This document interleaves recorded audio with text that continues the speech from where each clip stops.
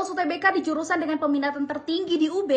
Yes, kamu gak salah dengar. And hi, aku Lauren Barus dan aku bakal sharing ke kamu biar kamu juga bisa lolos sama kayak aku. For your information, aku lolos di jurusan Ilmu Komunikasi Universitas Brawijaya. And fun fact-nya, aku lintas jurusan loh. Nah, tentunya ada beberapa hal yang aku lakukan supaya aku juga bisa lolos di Universitas Brawijaya di jurusan dengan peminatan yang tinggi. Yang pertama, aku belajar setahun sebelum UTBK. Sebenarnya aku udah mulai belajar itu sejak kelas 10, tapi belajar yang benar-benar serius itu aku mulai di awal kelas 12. Kenapa demikian? Karena UTBK di tahun 2022 itu dibagi menjadi TPS dan TPA. So, aku juga harus belajar mata pelajarannya IPS. And of course, sebagai anak yang lintas jurusan, aku harus belajar mulai dari nol. Yang kedua, cari study mate kamu. Study mate itu penting banget Sobat UB Radio, karena aku tuh bisa menikmati proses pembelajaran karena aku punya study mate yang aku temuin di les yang aku ikuti. So you have to make sure kamu punya study mate yang sama-sama ambisnya buat kamu dan juga sama-sama punya goals yang tinggi. Yang ketiga, acuan belajar kamu itu harus modul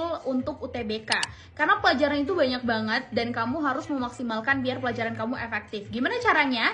Cari buku-buku yang memang fokus UTBK dan juga memang buku-buku itu sudah terpercaya dan dapat approval dari orang-orang yang pernah lolos UTBK. Yang keempat, gunakan strategi dalam pemilihan jurusan. I know kamu tuh punya idealisme sendiri, kamu tuh pengen universitas top tier, kamu tuh punya banyak harapan dan ekspektasi, aku tahu banget.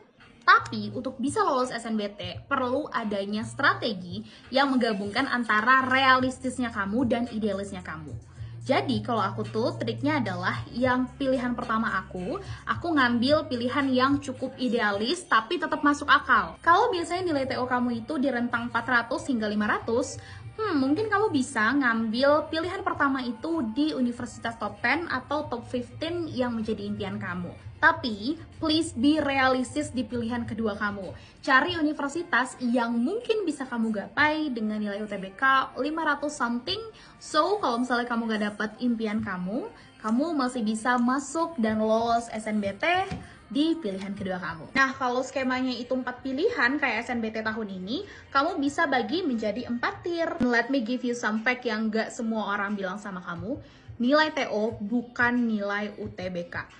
Aku sendiri nilai TO ku tuh selalu mentok di 500-an something, tapi nilai UTBK itu mencapai 683.